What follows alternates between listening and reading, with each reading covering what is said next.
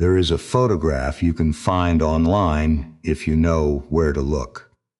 It shows a rusted gray hulk sitting on a coral reef in the middle of the South China Sea. The paint is gone. The steel is bleeding orange rust into the salt water.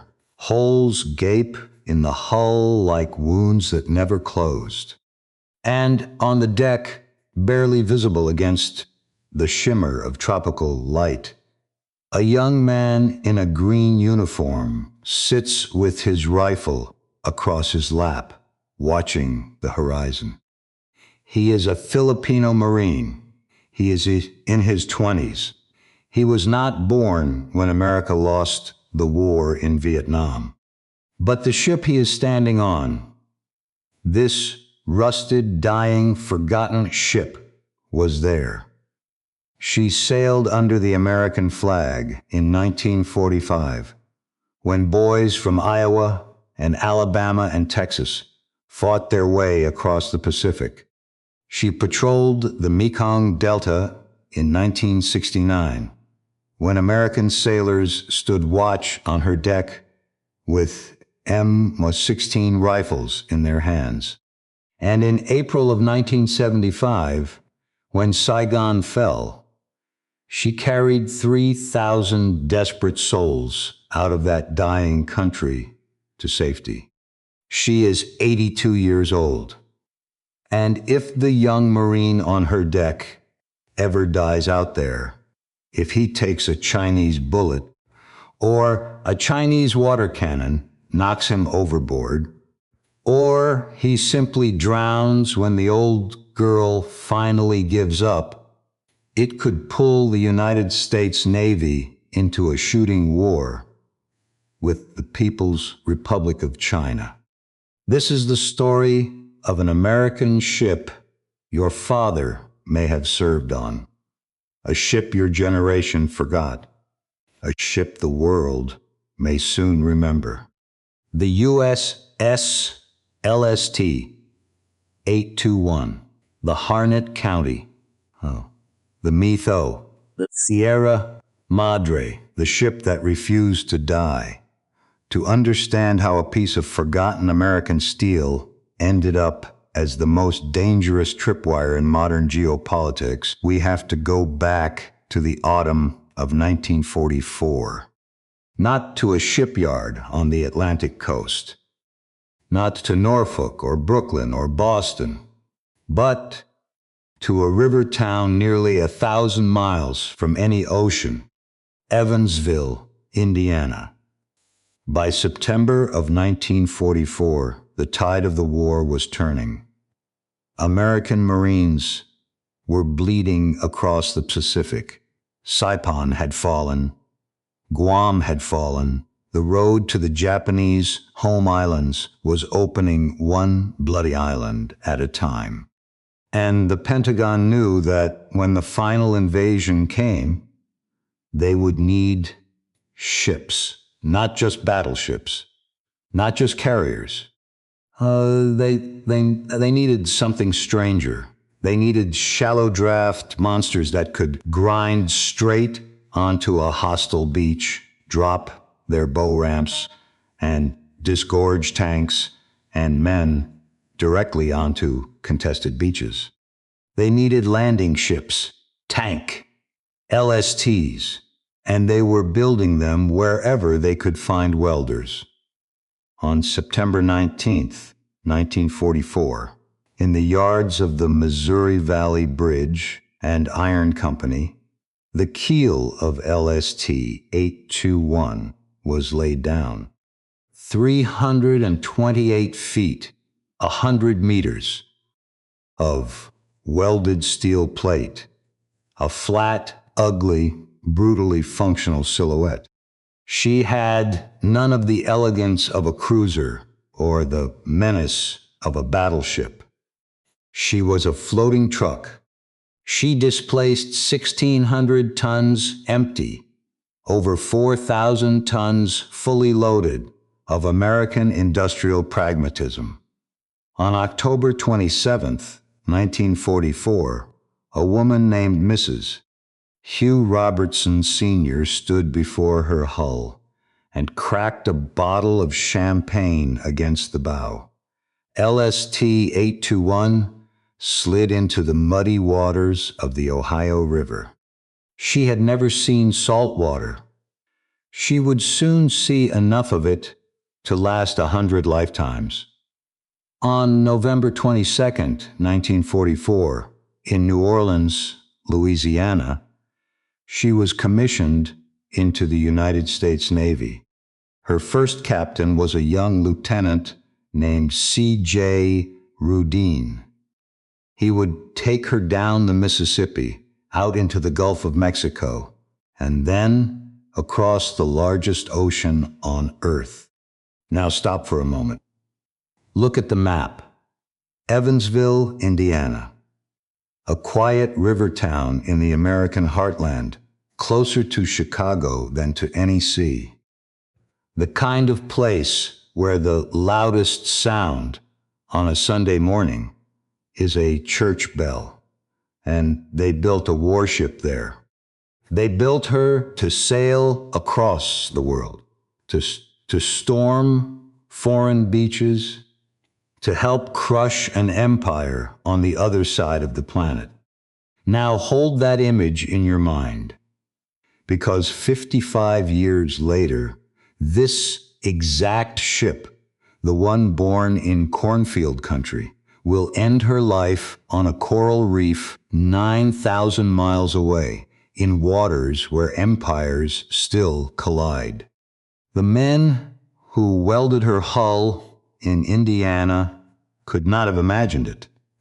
They could not have imagined that their little landing ship would become the flashpoint of the 21st century. But that is how history works. History does not care what you imagine. By March 7th, 1945, LST-821 was in the Marshall Islands, dropping anchor at Eniwetok. The Pacific was on fire. Marines were dying by the thousands on a black sand island called Iwo Jima. The Enola Gay had not yet been named. The atomic bomb was still a secret whispered in the desert of New Mexico, and LST-821 got to work. She hauled fuel drums. She hauled artillery shells. She hauled Marines with sunburned faces and dead eyes. She shuttled between Eniwetok and Ulithi and Guam, moving the guts of the war machine forward, meter by meter, toward Japan. On April 18, 1945, she arrived at Okinawa. Okinawa was the worst thing the Pacific had ever seen. The battle had begun on April 1st. It would not end until June 22nd. By the time it was over, more than 12,000 American service members would be dead, and something like 100,000 Japanese soldiers would be dead, and another 100,000 Okinawan civilians would be dead. Kamikazes were dropping out of the sky like burning rain. Ships were disappearing in single flashes of light. LST-821 unloaded. She loaded, she sailed, she survived. For her role in that hell, she earned 1 battle star. 1. That was all she got from the Second World War. Not because she was cowardly, not because her crew was lazy, but because she was a workhorse. She did what workhorses do. She carried, she hauled, she kept the machine running. Nobody wrote songs about the LST-821. Nobody made movies about her. She was one of more than 1,000 LSTs the United States built during the war, a fleet of ugly, flat-bottomed cargo boxes that historians would later credit with winning the entire Pacific campaign. But she survived. That was the important thing.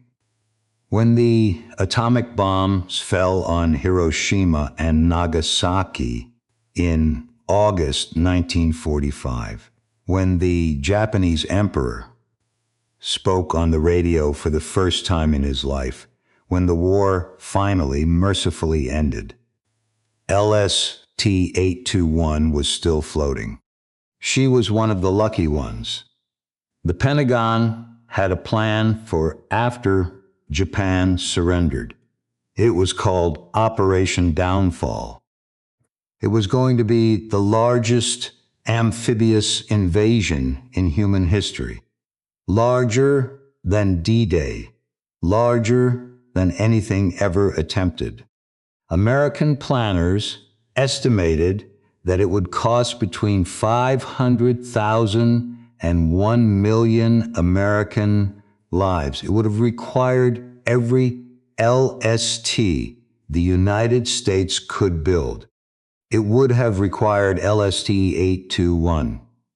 But then 2 atomic mushroom clouds rose over Japan, and Operation Downfall was canceled, and LST-821, a ship built for an invasion that never happened, suddenly had nothing to do. Here is our first great twist of history. This warship, this floating truck built in a landlocked town, this vessel welded together by patriotic hands for the sole purpose of hurling Marines onto Japanese beaches. She never got to do the job she was born to do. The war she was made for ended before she could finish becoming what she was supposed to be. And that quirk of timing, that accidental survival, is what allowed her to live long enough to become the most dangerous piece of scrap metal on planet Earth.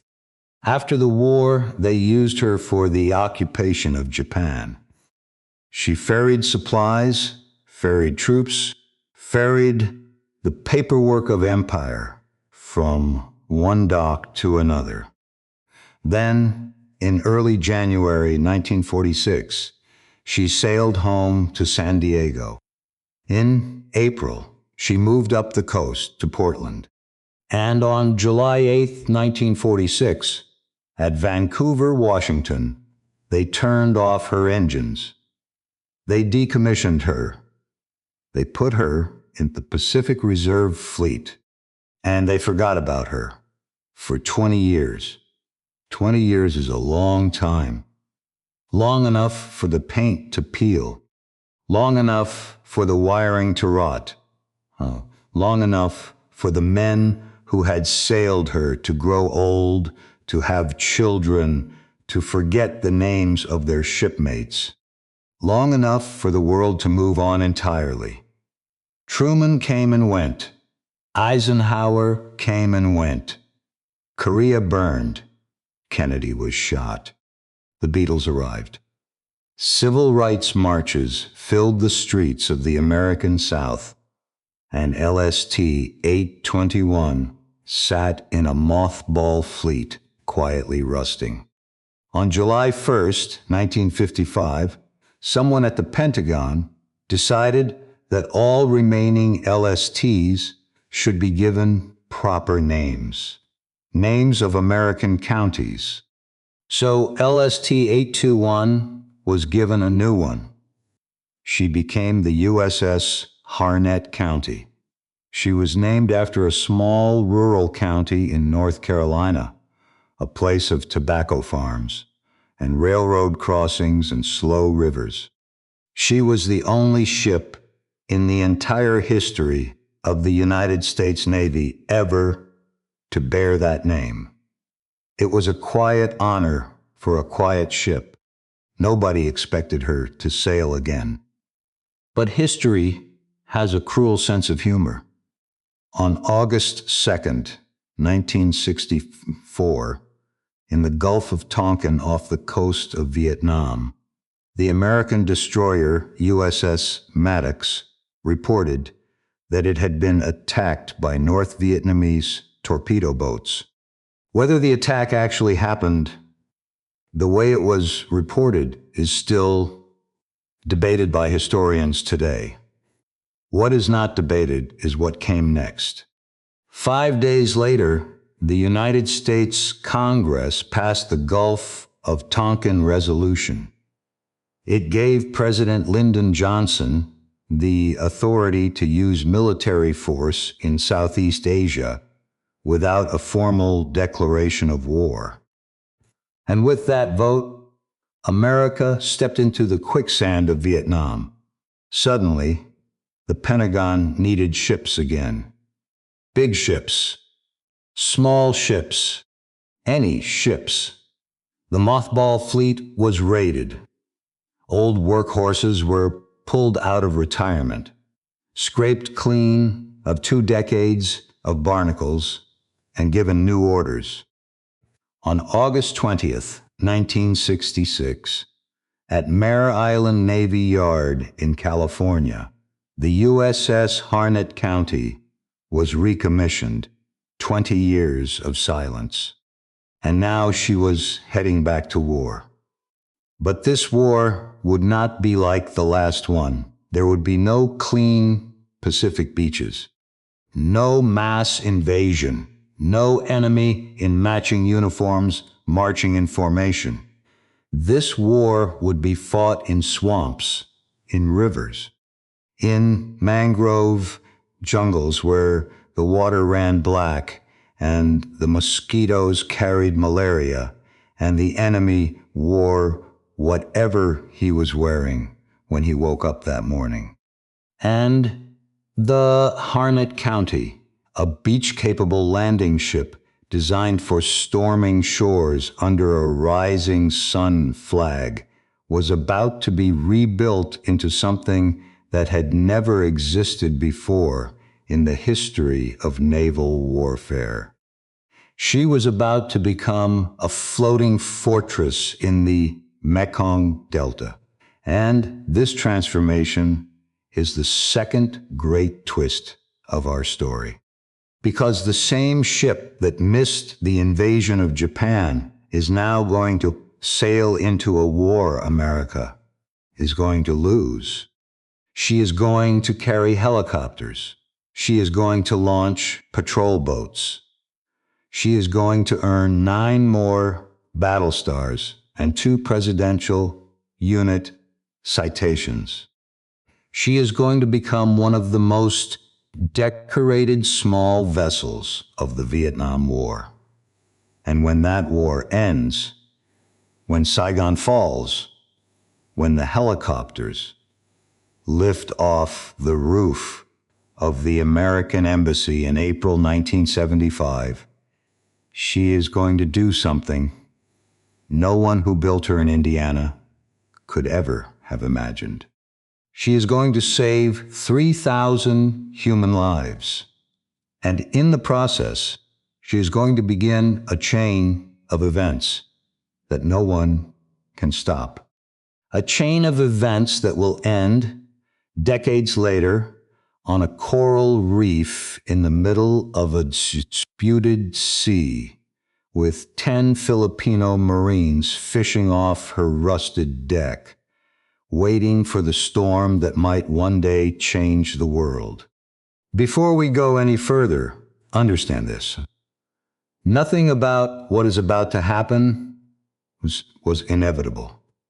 Nothing about it was planned. There was no grand strategy in Washington, no secret memo in Beijing, no ancient prophecy in Manila that said this specific ship would one day become the most dangerous vessel on Earth. She was just a landing ship. She was just steel. She was just one of 1,000 identical hulls churned out by American factories in 1944 to help win a war that ended before she could really fight it. And yet, everything that follows, the swamps of Vietnam, the fall of Saigon, the volcanic eruption that expelled American troops from the Philippines, the Chinese claim to Mischief Reef, the decision of a former action movie star turned president to run a warship at full speed into a coral reef. All of it converged on this one specific piece of American industrial scrap. The most valuable object in the modern world is not gold. It is not oil. It is not uranium. It is a rusted 80-year-old landing ship named after a county in North Carolina, sitting on a reef in the South China Sea, kept alive by a small detachment of Filipino Marines, usually somewhere between 9 and 12 men, eating tinned beans. And in the next part of this story, we are going to watch her earn that title. The Mekong Delta is not a battlefield. It is a maze.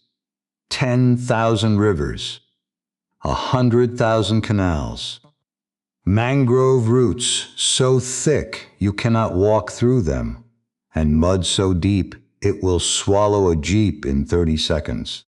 The water runs the color of coffee. The air smells like rot and gunpowder and the wet green breath of the jungle itself. This is where the Harnett County was sent in January of 1967. She was not alone.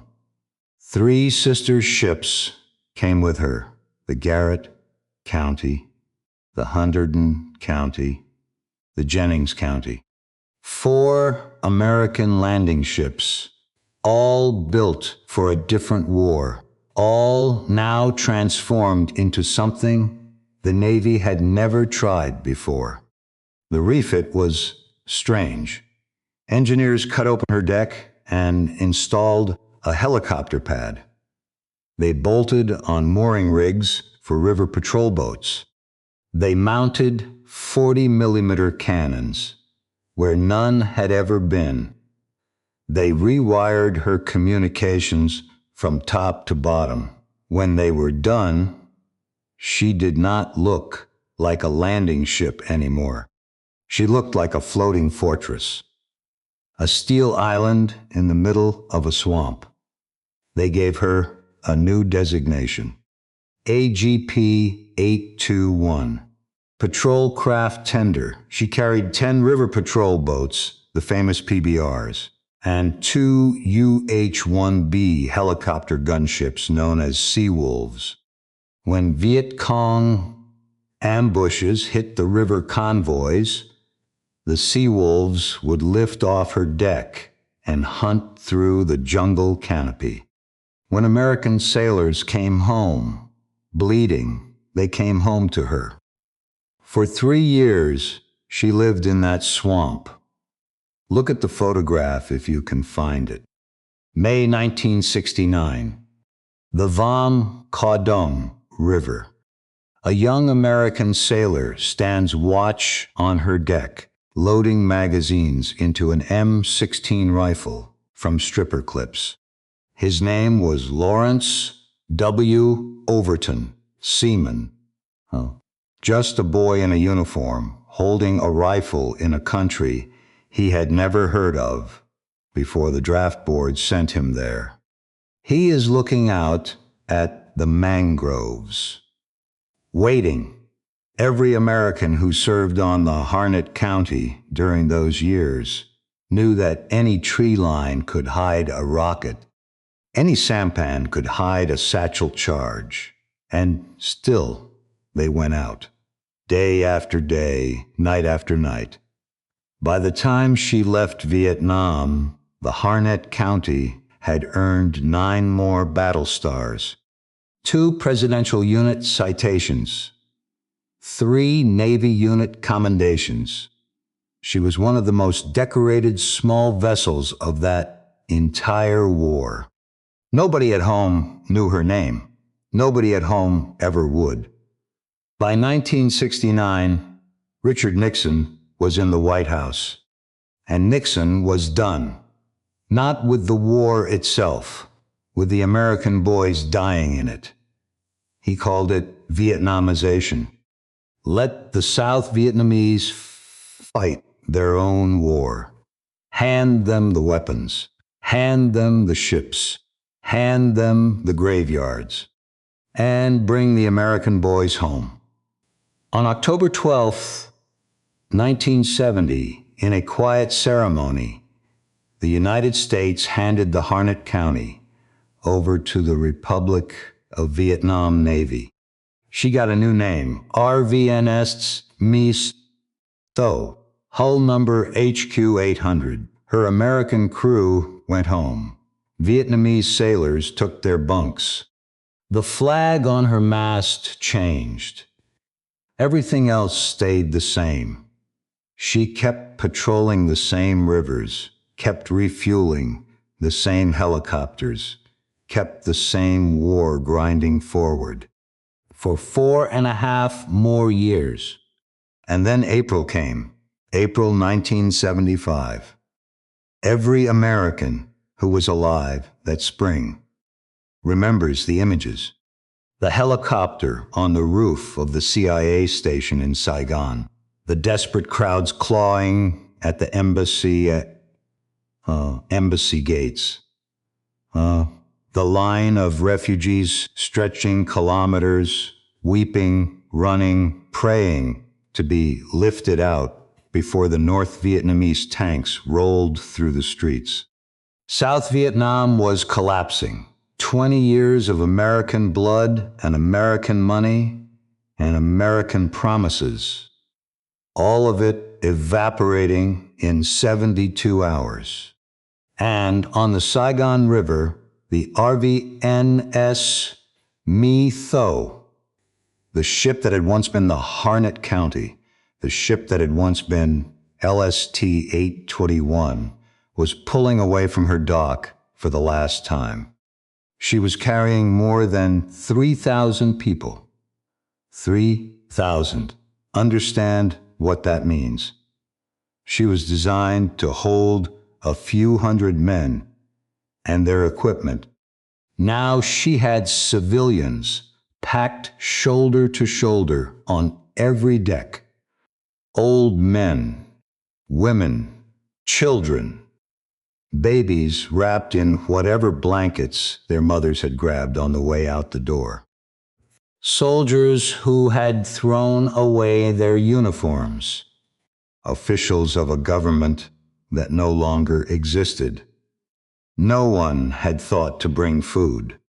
No one had planned a destination. They just sailed downriver into the South China Sea, away from the executioners they knew were coming. She was one of 35 South Vietnamese Navy ships that made that voyage together. A ghost fleet, a flotilla of the dispossessed. They pointed their bows toward the Philippines and prayed. The journey was over 1,000 miles of open water. People hung off the sides of the ship. They slept on the decks under the sun. Children cried for water. Old men died quietly and were buried at sea. And when they finally reached the Philippines, the Philippine government told them no. You cannot land here. You are the navy of a country that no longer exists. You are stateless. Go somewhere else. There was nowhere else. That is when the Americans stepped in. According to accounts from that era, the State Department made a phone call to Manila.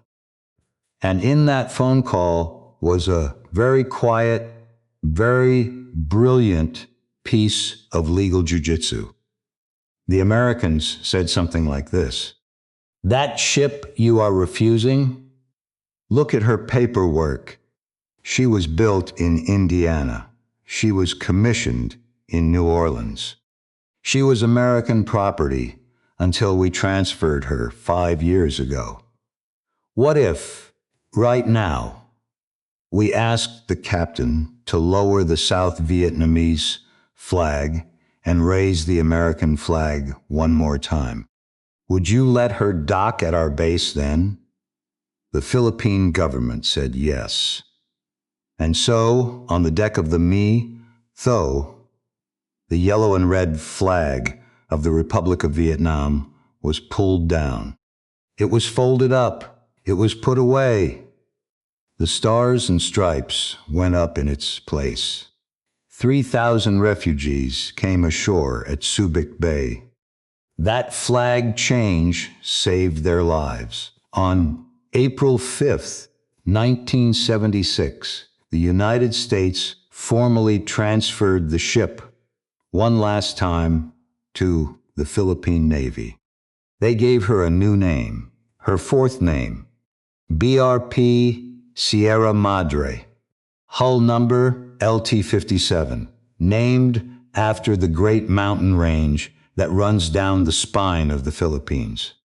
A proud name, a dignified name. But even then, the truth was hard to hide. The newest addition to the Philippine Navy was a 32-year-old American cast-off. She was already tired. Her plates were thinning. Her engines were coughing. She was a symbol from her very first day under a Philippine flag of how poor and how outmatched the Philippine Navy really was. She served quietly for 15 years, and then the mountain exploded. June 15th, 1991. Mount Pinatubo, in the middle of the Philippine island of Luzon, blew itself apart.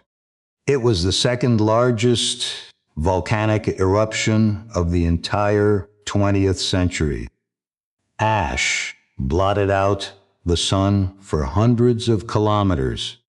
Rivers of superheated mud swept away villages, and on the exact same day, Typhoon Yunya slammed into the same island, mixing rain with ash to create a kind of concrete that collapsed roofs across half the country.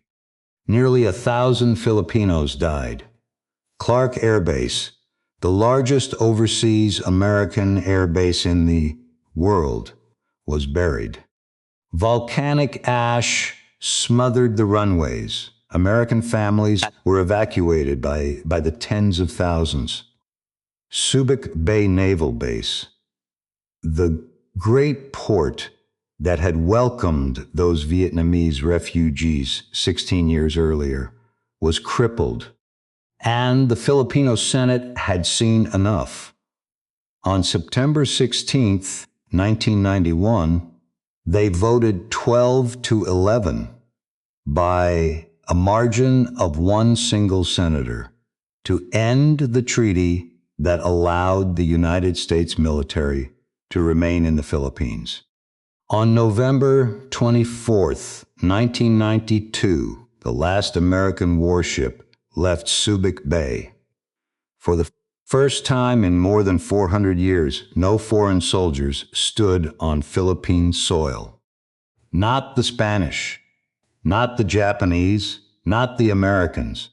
The Philippines were finally, completely, terrifyingly alone. And that is exactly when China moved. In 1994, Chinese ships arrived at a small reef called Mischief Reef, less than 150 miles from the Philippine island of Palawan.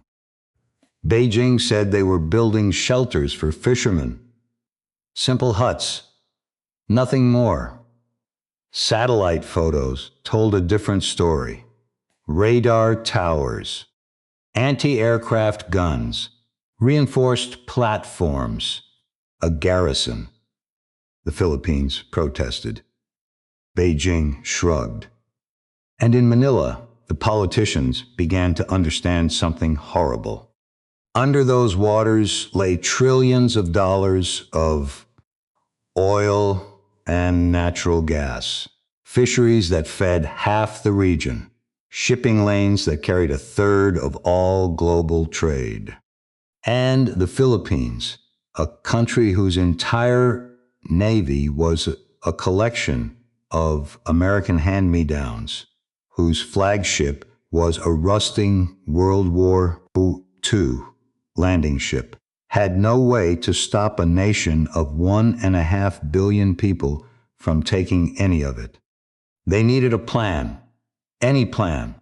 In 1998, a former action movie star named Joseph Estrada was sworn in as the 13th president of the Philippines. He was 61 years old. He had spent his career playing tough guys in Tagalog films. And now he was standing at the top of a country that was losing the ocean around it. Estrada called in his defense secretary, Orlando Mercado. He called in his Navy chief, Vice Admiral Luisito Fernandez, and he gave an order that would echo for the next 30 years. Find me a reef, find me a ship, and put that ship on that reef in such a way that it cannot be moved. They chose 2nd Thomas Shoal. The Filipinos called it Ayungin. It was 194 kilometers, about 120 miles from Palawan.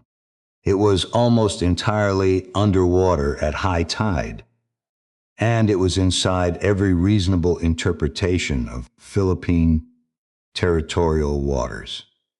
They chose the ship too, the oldest one they had, the one that had already survived everything, the Sierra Madre, May 9th, 1999. The morning sun rose over the Spratly Islands. Somewhere out there, on the calm blue face of the South China Sea, a 55-year-old American landing ship was doing something no ship is ever supposed to do. She was going full speed at a coral reef. The captain of the BRP Sierra Madre had his orders. He did not slow down. He did not turn. He pointed his bow at 2nd Thomas Shoal, and he pushed the throttles forward, and he drove her hard into the coral. The impact was final. The hull tore open. The keel bent. Steel plates screamed and gave way. When the ship finally stopped, she was wedged onto the reef like a knife into a wound. She would never move again. That was the point. For 6 days, nothing happened. Then, according to Naval History magazine, 2 Chinese frigates reportedly appeared on the horizon. They circled the stranded hulk slowly, studying her, measuring her. Their guns turned toward the wreck, turned toward the young Filipino sailors standing on her deck.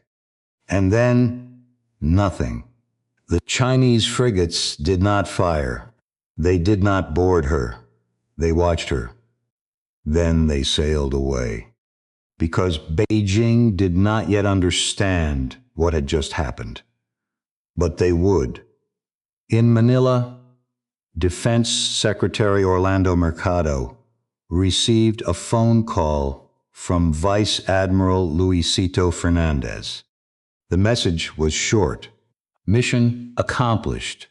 Years later, Mercado would tell the South China Morning Post that he hung up.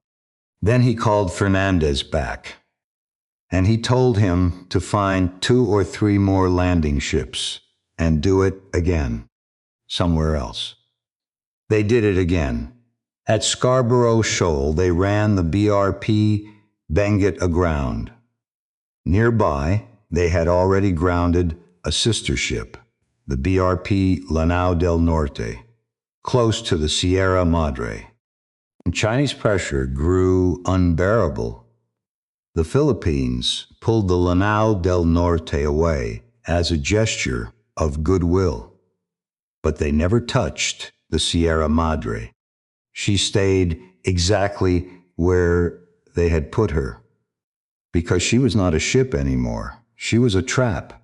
Here's the thing about the Sierra Madre that no one outside a small circle of lawyers and admirals fully understood in 1999. She was still officially a commissioned warship of the Philippine Navy. Active duty, flying the flag, manned by uniformed servicemen. Under international law, an attack on a commissioned warship of a sovereign nation is an act of war. And under the Mutual Defense Treaty of 1951, signed by the United States and the Philippines nearly half a century earlier, an armed attack on either country in the Pacific triggers a binding military obligation on the other. Do you see it now? If the Chinese ever board that wreck, if the Chinese ever shell that wreck, if a single Filipino Marine on that deck is killed by hostile fire, the Philippines can walk into the White House and demand that the United States honor the treaty. 10 men on a rusting hulk, 10 tripwires. Any one of them could pull the world into war. The Sierra Madre stopped being a ship the day she hit that reef. She became something else. She became a legal bomb. She became the most valuable piece of scrap metal on planet Earth. And Beijing, once they figured it out, knew they had a problem they could not solve with guns. So they had to invent a new way to fight. The Chinese called it gray zone warfare. You do not shoot. You do not sink. You do not board. Because any of those things could kill a Marine and light the fuse. Instead, you harass, you block, you bully. In November 2021, Chinese Coast Guard ships fired water cannons at Philippine supply boats, trying to bring food and water to the Marines. The boats were driven back. The Marines went hungrier that month. In February 2023, a Chinese Coast Guard vessel aimed a military-grade laser at the bridge of a Philippine ship. The Filipino crew was temporarily blinded. The Wall Street Journal reported it around the world. In August 2023, water cannons again. 2 small Philippine wooden boats, the Uniza May 1 and the Uniza May 2, were slammed by high-pressure hoses. One of them had to turn back. The Marines waited longer for supplies. In October 2023, a Chinese ship rammed a Philippine Coast Guard vessel escorting a resupply mission. In March 2024, they rammed again. Filipino sailors were injured.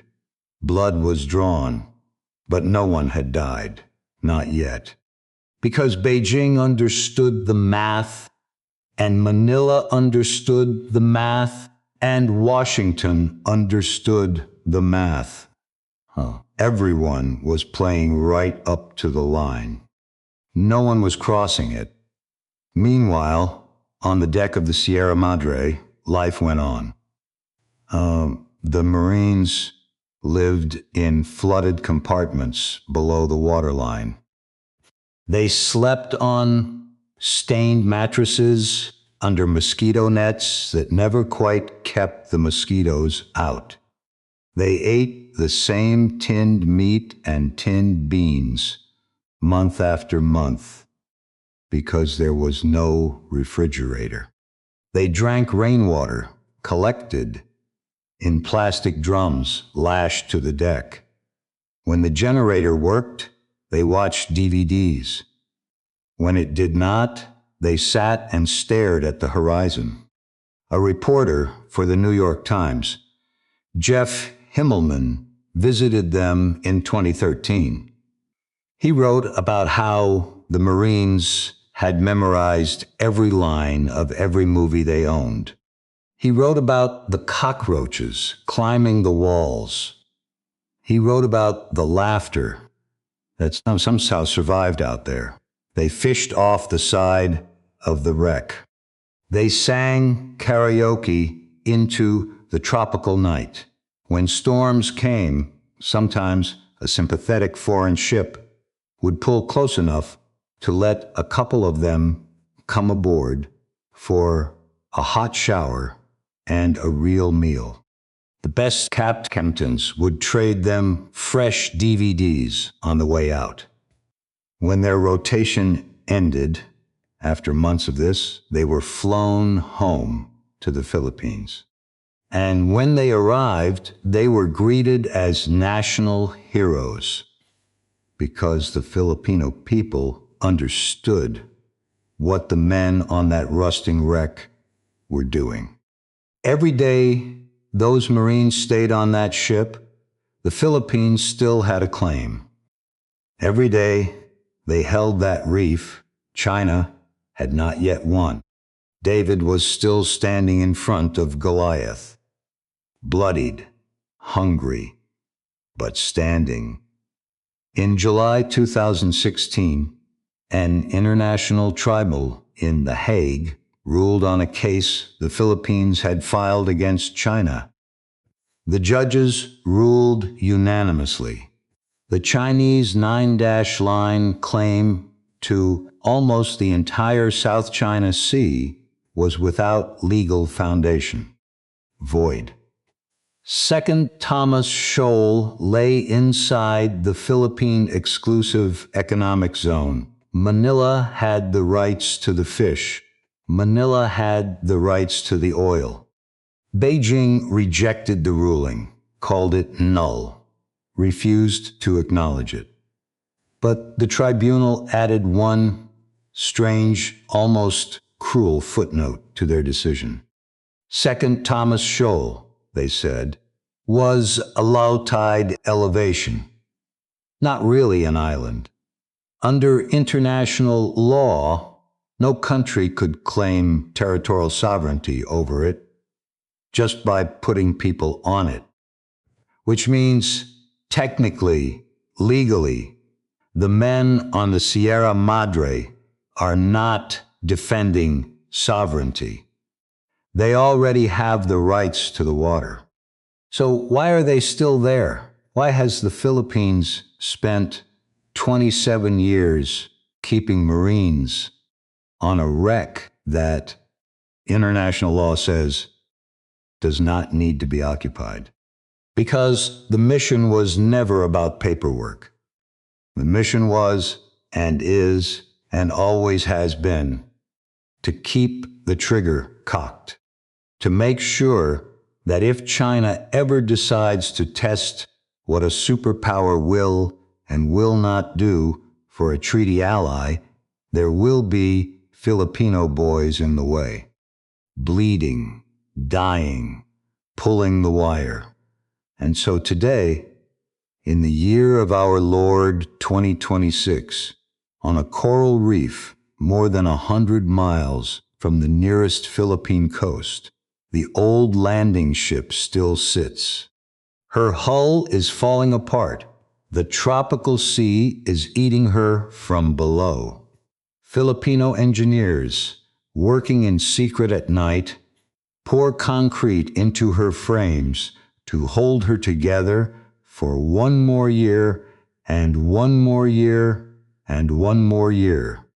She was born 82 years ago in a shipyard in Evansville, Indiana. She sailed to Okinawa when Franklin Roosevelt was still president. She patrolled the Mekong Delta when men like Lawrence Overton stood watch on her deck with an M16. She carried 3,000 refugees out of a dying country in April 1975.